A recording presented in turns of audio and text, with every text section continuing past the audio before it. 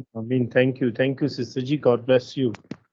आए हम खुदावन का शुक्र करते हैं, कदूस कदूस कदूस पूरी कुदरत वाले खुदा, तेरा शुक्र, तेरी तारीफ, तेरे नाम को चला ले।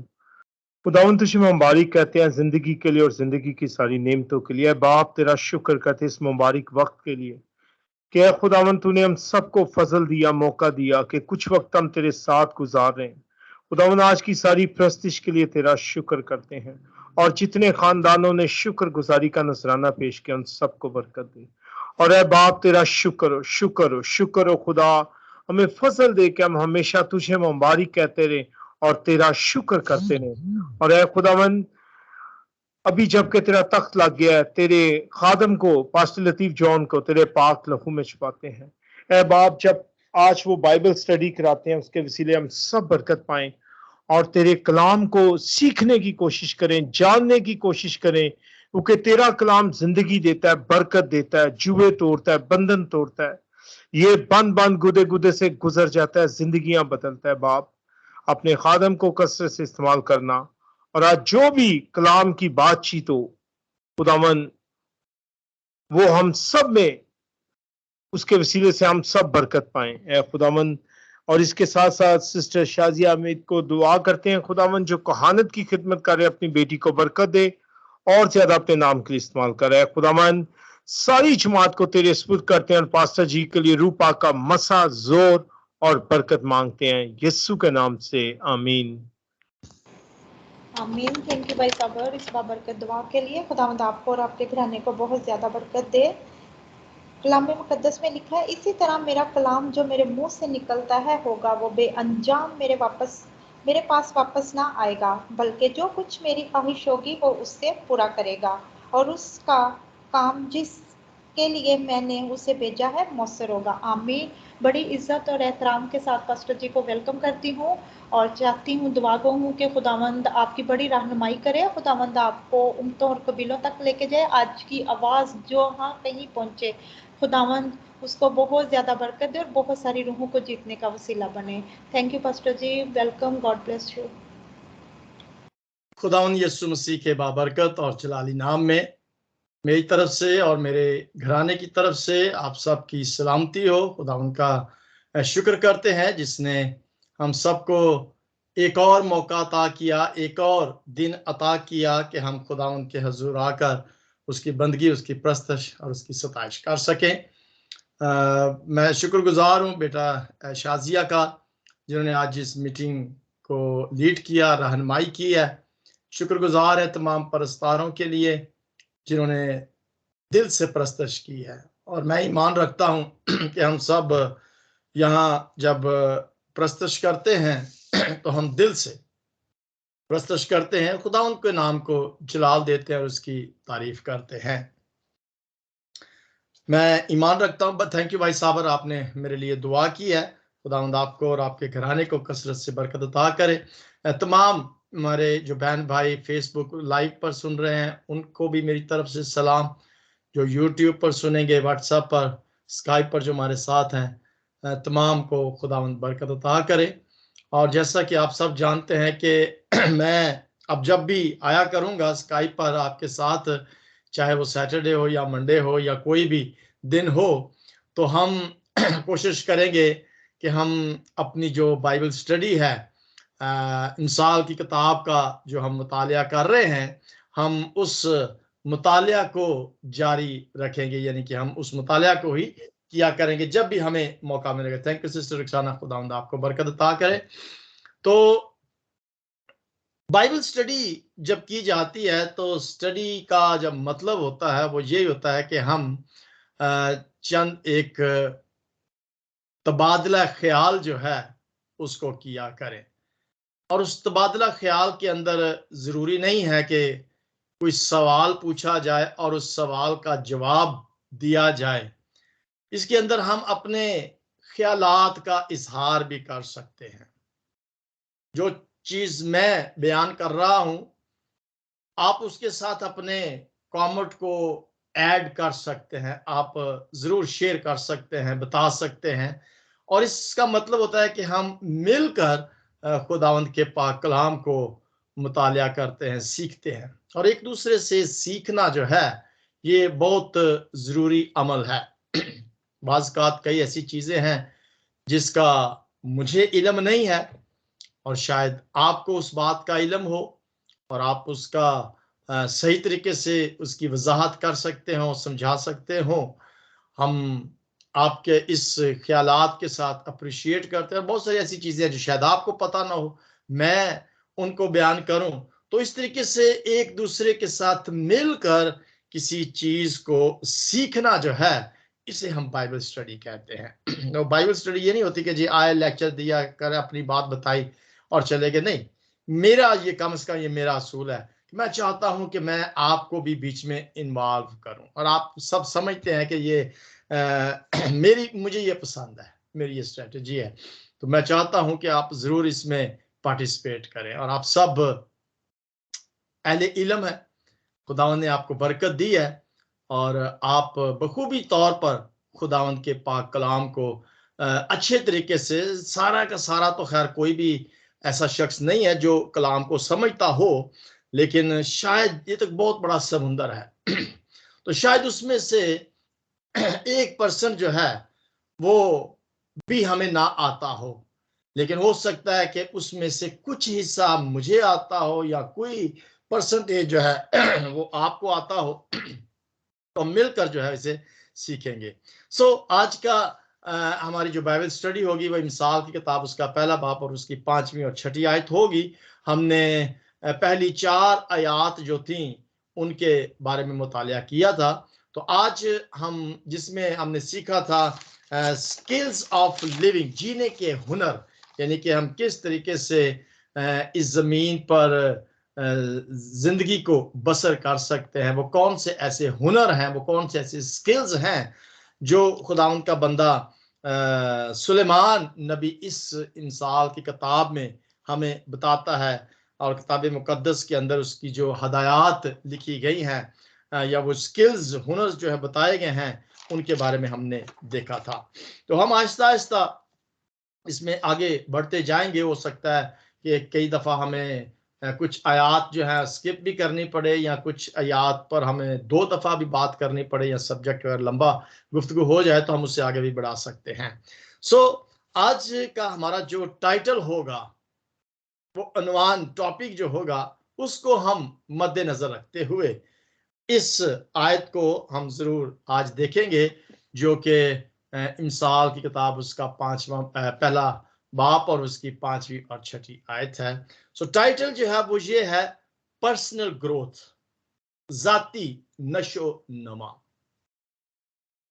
और ये नशो नमा जो है या बढ़ोतरी जो है या तरक्की जो है, ये हर एक इंसान जो है वो अपनी जिंदगी के अंदर चाहता है कि मैं तरक्की हासिल करूं, आगे बढ़ूं।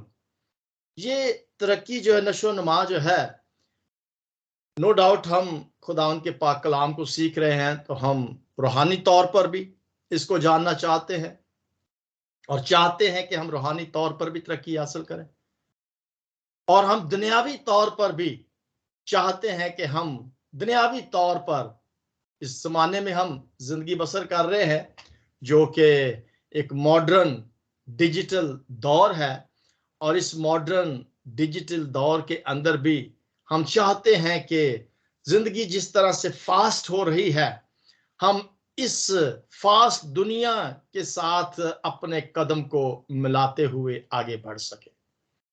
और हर एक शख्स ये चाहता है, जैसे ही एक बच्चा अपने होश संभालता है तो उसकी भी ये ख्वाहिश होती है, उसके वालिदैन की भी ये ख्वाहिश होती है, यानी कि हर इंसान की ये ख्वाहिश होती है कि वो आगे बढ़े। आज हम इस चीज के बारे में देखेंगे, लेकिन हम पहले ये 5 आयत, 5वीं और 6ठी आयत जो है इसको पढ़ लेते हैं।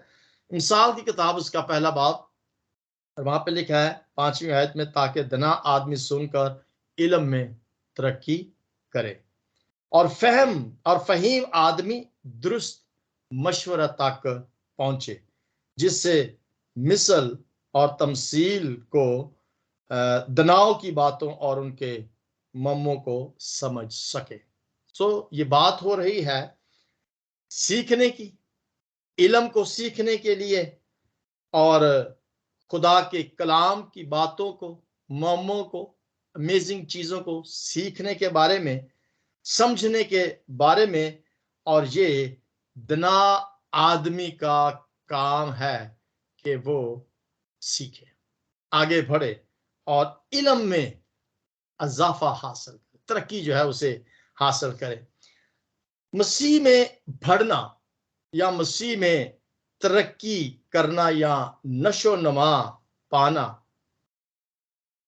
ये याद हमें रखने की जरूरत है कि ये किताब जो है ये सुलेमान नबी ने लिखी, और हमने तारफ में भी इस बात को सीखा था। और हम जानते हैं कि मिसाल की किताब का मुसन्निफ जो है वो सुलेमान नबी है। और सुलेमान की जिंदगी के बारे में भी हम अच्छी तरीके से जानते हैं कि उसको दानिश्वर, दना, हिकमत वाला कहा गया था, और उसने खुदावंद अपने खुदा से सिर्फ हिकमत को मांगा था, और खुदा ने उसको अजाफे में इज्जत, शोहरत और दौलत जो थी वो भी अता की थी।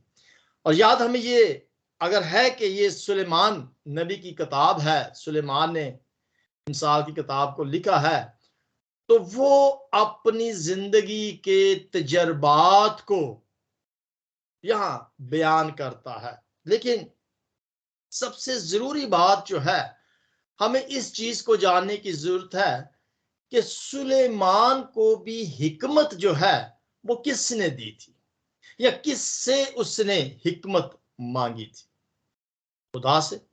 और खुदा ही है जो इंसान को हिकमत, फहम, दनाई, अकल जो है वो देता है।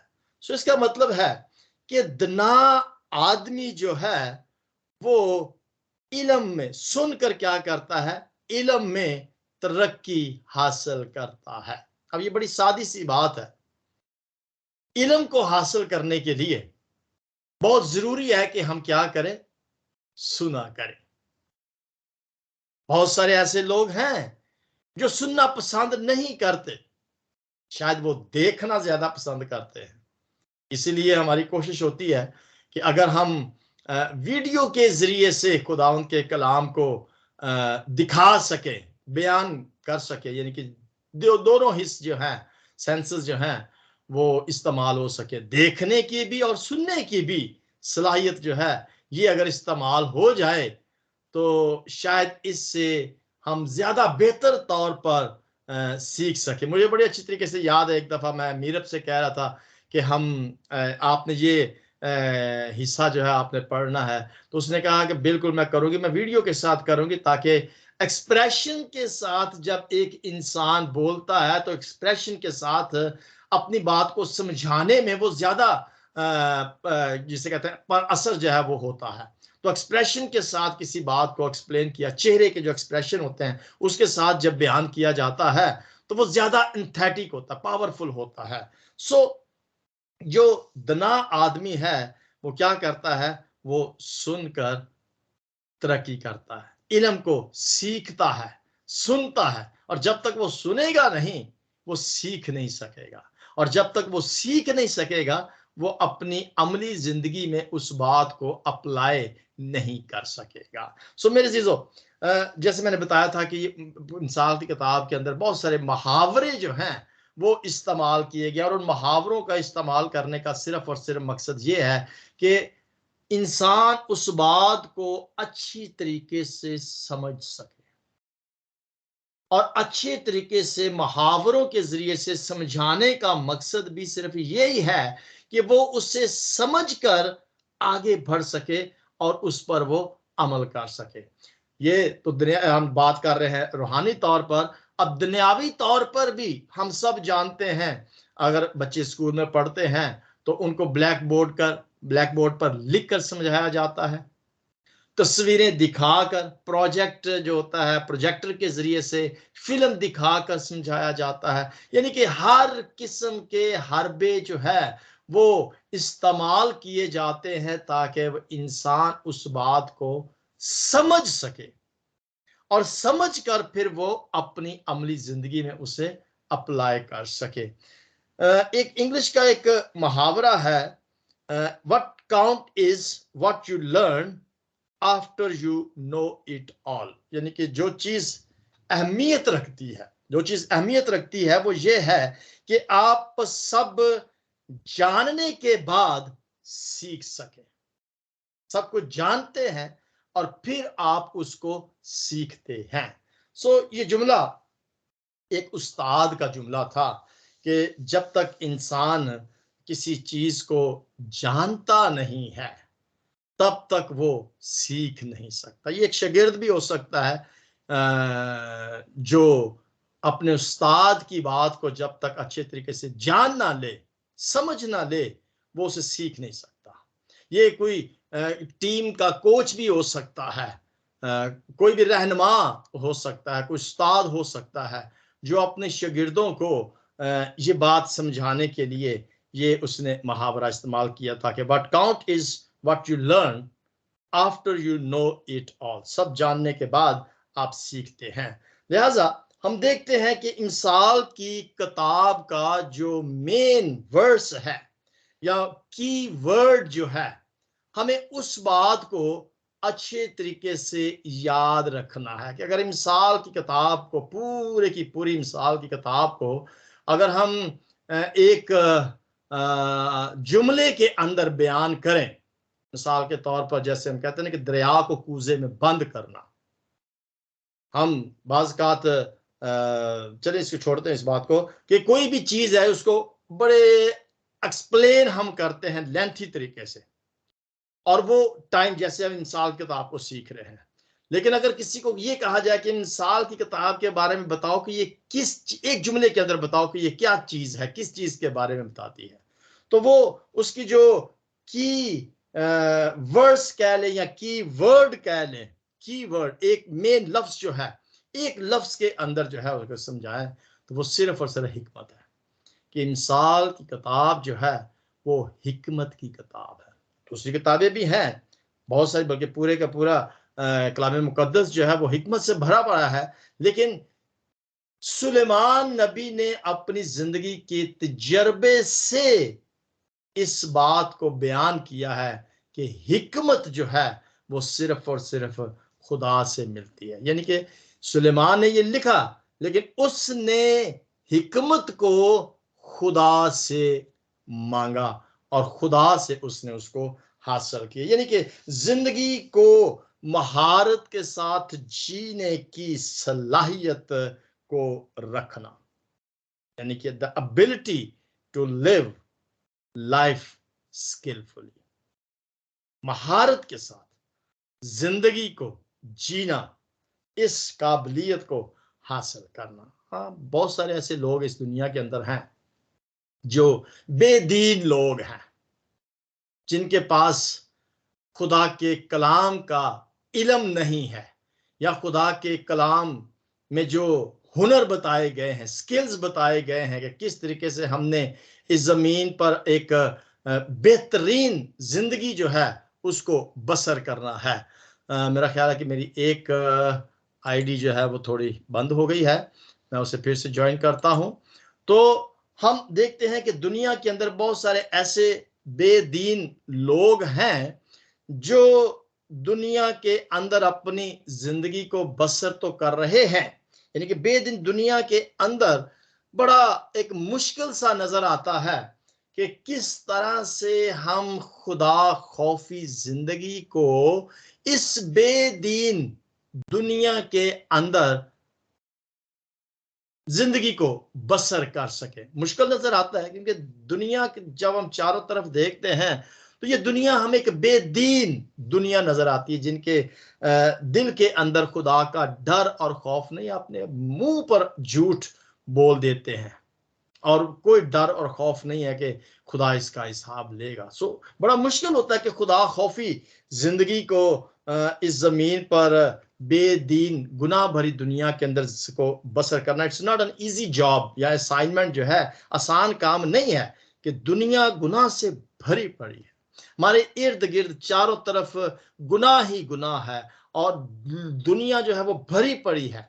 लेकिन फिर भी हमें हिकमत के साथ, खुदा के खौफ के साथ दनाई और फहम के साथ इस जमीन पर अपनी जिंदगी को बसर करना। और इंसाल की किताब को पढ़ने वालों को ये किताब वो तमाम हदायत देती है, यानी कि वो किस तरह से अपनी जिंदगी के हर दिन को अमली तौर पर कामयाब गुजार सकते हैं। सो इसका मतलब है कि अगर हम इंसाल की किताब का बगौर मुतालिया कर लें, चले हम तो मिलके कर रहे हैं, लेकिन आप पर्सनली तौर पर भी इसका मुतालिया अगर आप करें तो मैं समझता हूं कि इंसाल की किताब का जब हम मुतालिया कर लेंगे तो फिर हम हर दिन जो है वो बड़ी महारत के साथ खुदा के खौफ और डर के साथ इस जमीन पर हर एक दिन को बसर कर सकेंगे खुदा की मर्जी के मुताबिक, क्योंकि इस किताब के अंदर अमली तौर पर एक कामयाब जिंदगी को गुजारने के वो तमाम की तमाम हुनर्स, हदायत जो है, सलाहियतें जो हैं वो बताई गई हैं। क्योंकि जिंदगी जो खुदा ने हमें दी है, इस जिंदगी का डायरेक्ट तल्लक जो है ये खुदा के साथ है। खुदा ने हमें तख्लीक किया, उसने हमें बनाया, उसने हमें पैदा किया है, और उसने किस मकसद के लिए बनिनो इंसान को पैदा किया है हम इससे बखूबी तौर पर वाकिफ है, जानते हैं। तो इसका मतलब है कि इंसान का तल्लक जो है वो खुदा के साथ है, और नो डाउट कि जिंदगी का तल्लक जो है वो बनिनो इंसान के साथ भी, एक दूसरे के साथ भी हमारा तल्लक है, हमारे वालिदैन के साथ हमारा तल्लक, हमारे बहन भाइयों के साथ हमारा तल्लक है, हमारे अजीज व कारब के साथ हमारा तल्लक है। सो ये तल्लक हमारे बच्चों के साथ हमारा तल्लक है, हमारे पड़ोसियों के साथ हमारा तल्लक है। सो इस जिंदगी का तल्लक जब हर एक बनिनो इंसान के साथ है और खुदा के साथ है, तो ये एक प्रैक्टिकल लाइफ जो हमने इस जमीन पर गुजारनी है बेदीनी की दुनिया के अंदर, तो हमें बड़ी हिकमत के साथ गुजारना है, बड़े फहम के साथ एक एक लफ्ज को तोलकर हमें अपनी जिंदगी को गुजारना है। मेरे जीजो, इस जिंदगी का तल्लक हिकमत के साथ है। और खुदा के कलाम के अंदर, जबूर के अंदर खुदा का बंदा दाऊद जो है वो फरमाता है कि अहमक ने अपने दिल के अंदर कहा हुआ है कि कोई खुदा नहीं है। अहमक जो होता है, लेकिन हम सब इस बात से वाकिफ है, जानते हैं कि हिकमत दनाई फहम जो है, हिकमत ये खुदा की तरफ से मिलती है। लेकिन अगर कोई ये कहे कि कोई खुदा नहीं है, अहमक जैसे अपने दिल के अंदर कहता है कोई खुदा नहीं है, वो बिगड़ गए हैं और उन्होंने नफरत अंगेज काम किए हैं, यानी कि कोई नेकोकार नहीं है। ये दाऊद कहता है अहमक के बारे में। तो मेरे जीजो, अगर तो एक शख्स अहमक है तो वो खुदा को मानता नहीं है, और अगर वो खुदा को मानता नहीं है तो उसकी हदायत पर अमल भी नहीं करेगा, और जब वो उसकी हदायत पर अमल नहीं करेगा तो इसका मतलब है कि वो हर नफरत अंगेज काम करेगा, यानी कि उसकी जिंदगी प्रैक्टिकल लाइफ इस जमीन पर जो होगी वो नफरत अंगेज होगी। उसकी जिंदगी के अंदर प्यार नहीं होगा, उसकी जिंदगी के अंदर मोहब्बत एक दूसरे के लिए नहीं होगी। खुदा के लिए अगर उसके पास मोहब्बत नहीं है तो फिर बड़े इंसान के लिए भी उसकी जिंदगी के अंदर कोई मोहब्बत जो है वो नहीं होगी। सो अहमक तो ये कहता है कि देयर इज नो गॉड।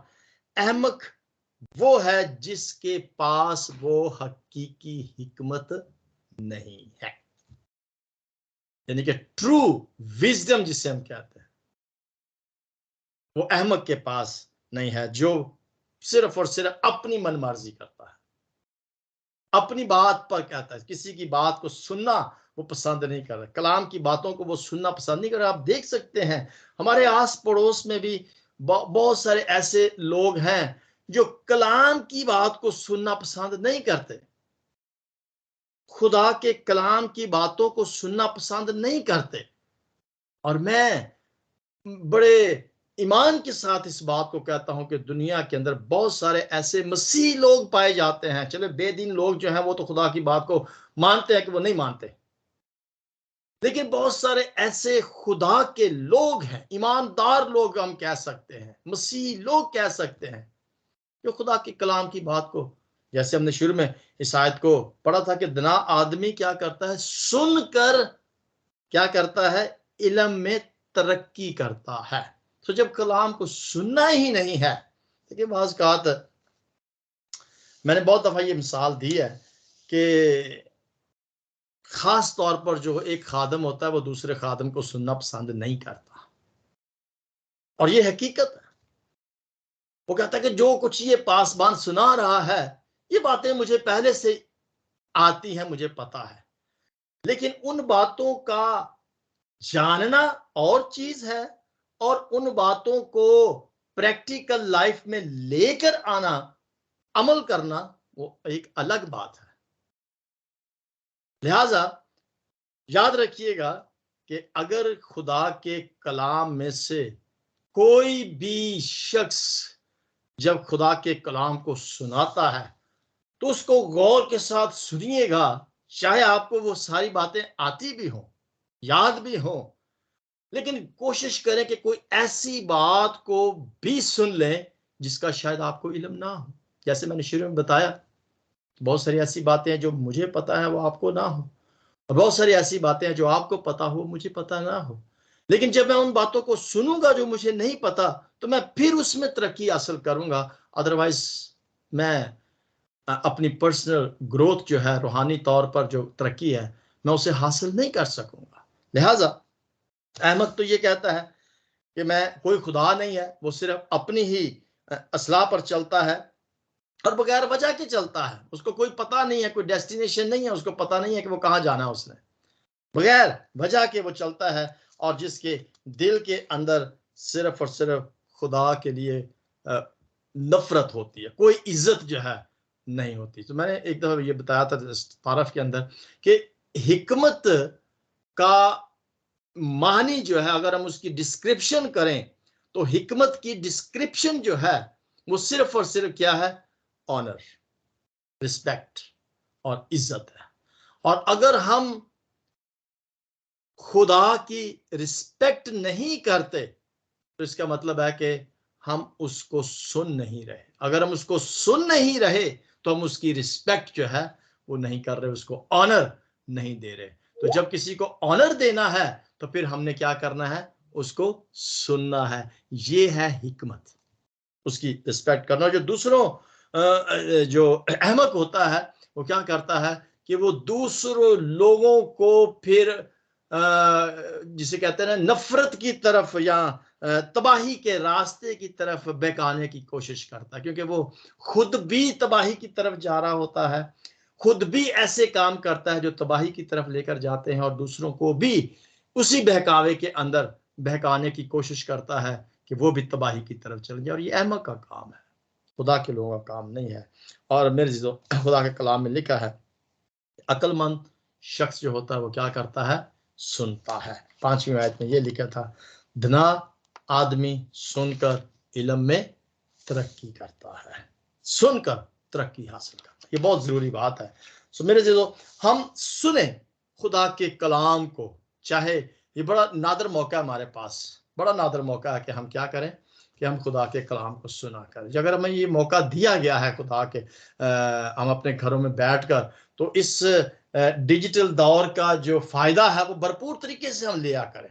बहुत सारे हमारे बहन भाई जो हैं, जो हमारे साथ फेसबुक पर हमारे साथ मौजूद हैं, जो यूट्यूब पर, व्हाट्सएप पर खुदा के कलाम को सुनते हैं। और बहुत सारी बातें ऐसे होती हैं जिनका मुझे पता नहीं होता, लेकिन मैं उसको जब दूसरे खादम से सुनता हूँ, जब वो फेसबुक पर कलाम सुनाते हैं या सुनाती हैं, तो आई अप्रिशिएट, मगर मैं सुनता हूँ उन्हें, ताकि कोई ऐसी बात मुझे पता चले कि जो मुझे पता नहीं है, ताकि मैं भी उसको सुनकर उस पर अमल कर सकूं। सो मेरे जो सुनना क्या करता है, इल्म को बढ़ाता है। अगर हम हिकमत हासिल करना चाहते हैं तो मिसाल की किताब का मुतालिया, मैं 3 यहाँ पर जुमले यहाँ पर कहूँगा, और इन 3 जुमलों को आपने याद रखना है, और इनका तल्लक जो है वो हिकमत के साथ है। पहली बात यह है कि हिकमत जो है या तरक्की जो कह ले, ग्रोथ जो है, ये खुदकार नहीं है। खुदकार से मतलब ये है कि ये ऑटोमेटिकली हिकमत नहीं आएगी। अगर एक बच्चा जो है जैसे जैसे वो बढ़ता है, तरक्की करता है, तो अगर वो स्कूल ना जाए तो क्या वो तरक्की कर सकता है? हरगिज़। सो ये ऑटोमेटिकली नहीं है, नहीं जी स्कूल नहीं जाना, लेकिन वो बड़ा ज़हीन हो जाए, ये थोड़ा सा मुश्किल नजर आता है। हाँ, जमाना सिखा देता है, वो अलग बात है, लेकिन याद रखें कि जो ग्रोथ है वो ऑटोमेटिकली नहीं आ सकती। आज की तरक्की जो है वो कल की कामयाबी है। आज अगर हम तरक्की करते हैं तो इस मीन्स कि हम कल कामयाब होंगे। और तीसरी बात यह है कि तरक्की करना आप सबकी जिम्मेदारी है। मसीह होते हुए, खुदा का खादिम होते हुए, मैं आज आपको ये अश्योरिटी देना चाहता हूं कि ये हम सब की जिम्मेदारी है तरक्की करना। अगर हम तरक्की नहीं कर रहे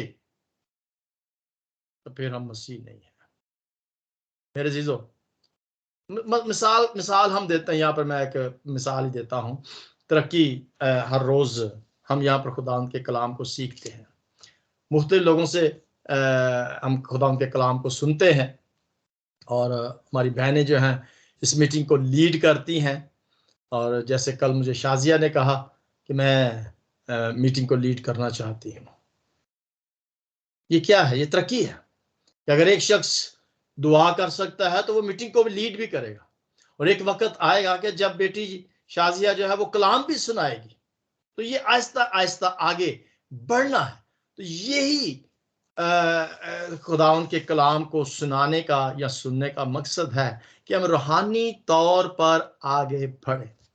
और ये हमारी पर्सनल ग्रोथ होती है, ये हमारी जाती तौर पर एक नशो नमा होती है। जैसे सिस्टर दुनियावी मिसाल हम लेते हैं कि सिस्टर नसरीन ने अपनी ड्राइविंग लाइसेंस को हासिल किया है, तो उन्होंने जिंदगी के साथ साथ चलने के लिए ये बहुत जरूरी है कि उन्होंने अपने एक कदम को आगे बढ़ाया और उनके पास अब ड्राइविंग लाइसेंस है। वो अपने काम पर जल्दी पहुंच सकते हैं, आसानी के साथ पहुंच सकते हैं। बसों के धक्के वगैरह खाना जो है वो खत्म हो सकता है, और बहुत सारी इमरजेंसीज होती हैं जिनको वो मीट कर सकती हैं उस गाड़ी के जरिए से।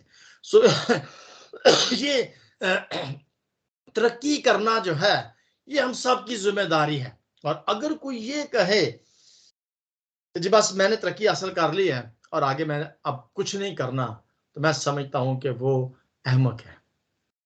एक चीज आपने हासिल की है, आगे और बढ़े, और फिर आगे और बढ़े, आगे और बढ़े, और खुदा के कलाम को सीखे और दुनिया के साथ आगे बढ़ने की कोशिश करें। यानी कि ये एक जिम्मेदारी हर एक शख्स की है। तरक्की करना हम सब की जिम्मेदारी है। और मेरी आप सबसे से कहते हैं ना कि ये विनती है, दरखास्त है कि हम कोशिश करें कि हम तरक्की करें, रूहानी तौर पर भी और दुनियावी तौर पर भी हम आगे बढ़ने की कोशिश करें। देखें, जवानी सिर्फ एक बार आती है, सिर्फ एक बार। अगर कोई शख्स कहना कि मैं दोबारा जवान हो जाऊं, यह मुश्किल है। जवानी सिर्फ एक बार मिलती है, लेकिन आप नादान हमेशा के लिए हो सकते हैं। इस जुमले पर गौर कीजिएगा। जवानी सिर्फ एक बार मिलती है, लेकिन नादान हम हमेशा के लिए हो सकते हैं, बेवकूफ हम हमेशा के लिए हो सकते हैं। सो इस जवानी के हिस्से में जितना भी हम सीख सकते हैं, हमारे पास अभी जिंदगी है, जो कुछ भी हम कर सकते हैं हम भरपूर तरीके से करें। और अगर हम अपने आप को तब्दील नहीं करते, हमारी जिंदगी के अंदर बहुत सारी ऐसी बातें हैं जो हमें नुकसान पहुंचाती है, हमारी जिंदगी को तबाह करती है, हमें खुदा से दूर लेकर जाती हैं। अगर हम उनको तब्दील नहीं करते तो फिर मेरे जीजो हम आगे नहीं बढ़ सकते। और अगर हम तरक्की नहीं कर रहे तो हम हकीकत में जिंदा नहीं हैं। अगर हम तरक्की नहीं कर रहे तो हम हकीकत में जिंदा नहीं है। मेरा सवाल है आप सबसे, मैंने काफी बात कर ली है, कम से कम आधा घंटा। सवाल मेरा ये है, क्या आप तरक्की और बेहतरी से खाली जिंदगी गुजारने से बदतर किसी चीज के बारे में सोच सकते हैं? मैं इस जुमले को फिर से बोलता हूं, सवाल को, कि क्या आप तरक्की और बेहतरी से खाली जिंदगी, यानी कि ऐसी जिंदगी जिसके अंदर कोई तरक्की नहीं है, कोई बेहतरी नहीं आ रही, इससे बदतर कोई और चीज आप सोच सकते हैं? नहीं। इसका मतलब यह है कि अगर आपकी जिंदगी के अंदर तरक्की नहीं है तो आपकी जिंदगी बदतर है, यानी कि इससे बढ़कर कोई और चीज नहीं हो सकती। इसका मतलब यह है, एक हवाला मैं आपके साथ पढ़ना चाहूंगा, बल्कि इस हवाले को आप ही निकाल लें, और मेरे इन 6 बातें मैं आपके साथ करना चाहूंगा मिसाल की किताब में से ही, उसके 4थे बाब के अंदर, और उसकी अगर हम 7वीं और 8वीं आयत को पढ़ें तो 4थे बाब की 7वीं और 8वीं आयत के अंदर चंद एक बातें लिखी हुई हैं। एक पर्सनल ग्रोथ के बारे में यूं कह लें कि 6 ऐसे प्रिंसिपल, असूल जो हैं वो बताए गए हैं कि क्यों क्यों हमें तरक्की करनी चाहिए। वजह क्या है, क्यों मैं बार बार ये कह रहा हूं कि जी पर्सनल ग्रोथ हमारी होनी चाहिए, रूहानी तौर पर हमें क्या फायदा क्या है इसका। ठीक है, तो ये हम यहाँ पर जब 4थे बाब में पढ़ते हैं तो वहां पर आप भी इसको पढ़ें, इंसाल की किताब उसका 4था बाब और उसकी 7वीं और 8वीं आयत के अंदर ये चंद एक बातें लिखी हैं। इन बातों को गौर के साथ सुन लें। 7 जी पढ़ें सिस्टर जी, कौन पढ़ना चाहता है? इंसाल 4 बाब 7 और 8 आयत में।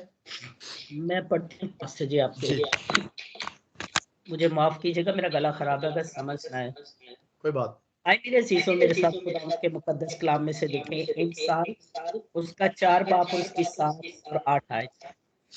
खुदावंद के कलाम में यूं लिखा है, हिकमत असल है, बस हिकमत हासिल कर, बल्कि अपने तमाम हासिलात से फहम हासिल कर, उसी की तासीब कर और वो तुझे सरफराज करेगी। हालेलुया।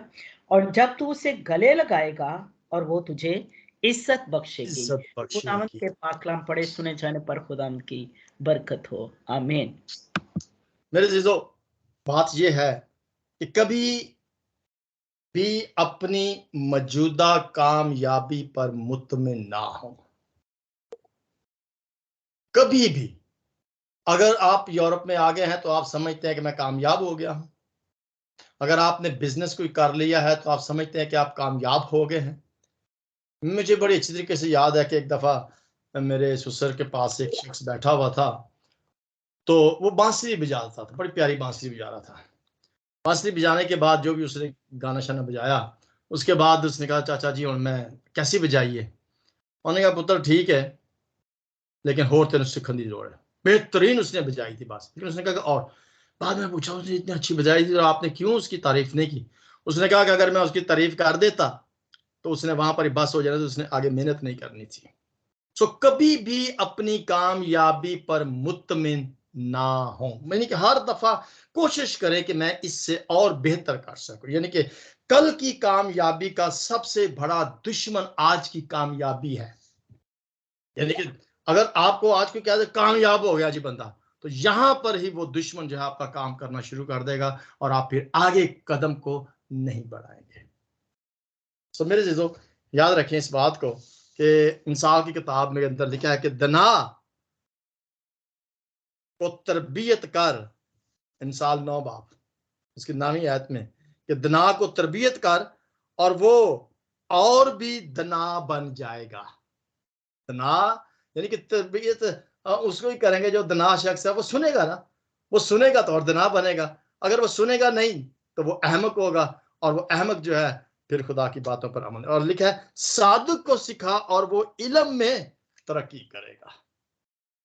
इंसान काम से इनकार करता है यानी कि इंसान को जब कोई मुश्किल काम दिया जाता है तो वो क्या करता है, उससे जान छुड़ा लेता है। लेकिन मैं ये यहाँ पर ये इस बात को समझता हूँ कि आसान काम जो है हमें उसका इनकार करना है। जब आपकी जिंदगी के अंदर कोई मुश्किल टारगेट आता है तो आप उस मुश्किल टारगेट को जब अचीव करते हैं, सिस्टर नसरीन से पूछ कर देखिए कितना मुश्किल है ड्राइविंग लाइसेंस, कितनी कोशिश के साथ उन्होंने इस लाइसेंस को हासिल किया है।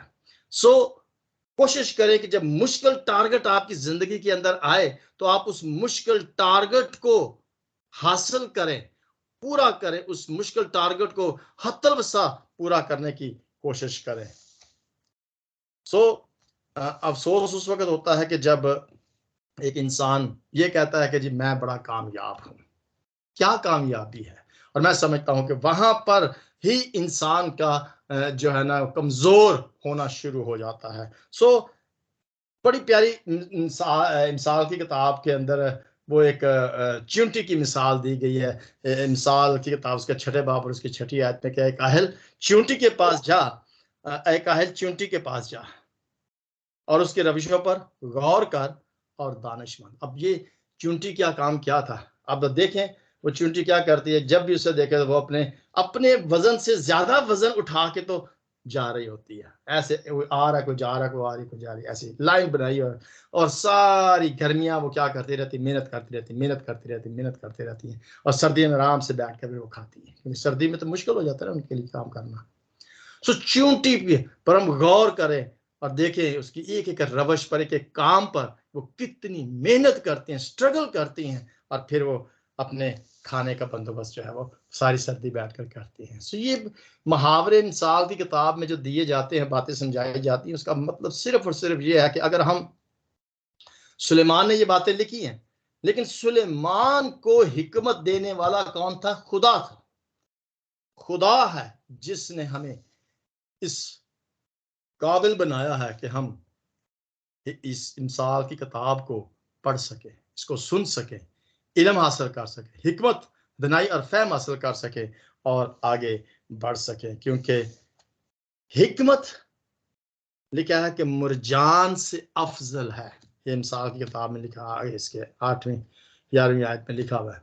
मुरजान क्या चीज है? कि रूबी है, कि पत्थर होता है ना। कहता है कि हिकमत जो है वो मुरजान से भी ज्यादा अफजल है और सब चीजों में मरगूब बेनजीर। मरगूब यानी कि इतनी ज्यादा कीमती है दुनिया, इल्म से बढ़कर, हिकमत से बढ़कर दुनिया के अंदर कोई और चीज कीमती नहीं है।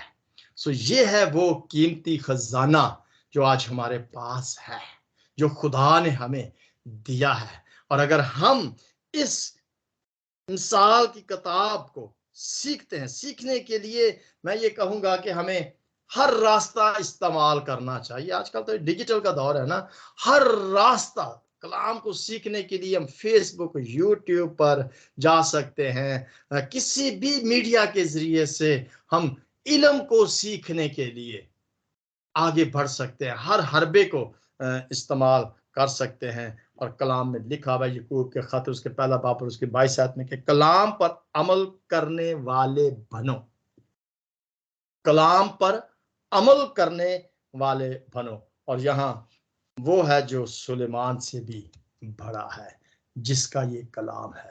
आए इस कलाम का हम मुतालिया करें, हर रोज सीखें, हर रोज सुने और तरक्की हासिल करें। इससे हमारी रूहानी तरक्की भी होगी और दुनियावी तरक्की भी हम हासिल करेंगे। और दुनियावी तरक्की के लिए भी हिकमत चाहिए, और इस हिकमत को जानने के लिए हमें खुदा के कलाम को सीखने की जरूरत है। खुदा आप सबको बरकत दे। आमीन। मौका मिला तो फिर हम आगे जो 7वीं 8वीं आयत है उसको हम सीखेंगे। खुदा आपको बरकत दे। आमीन।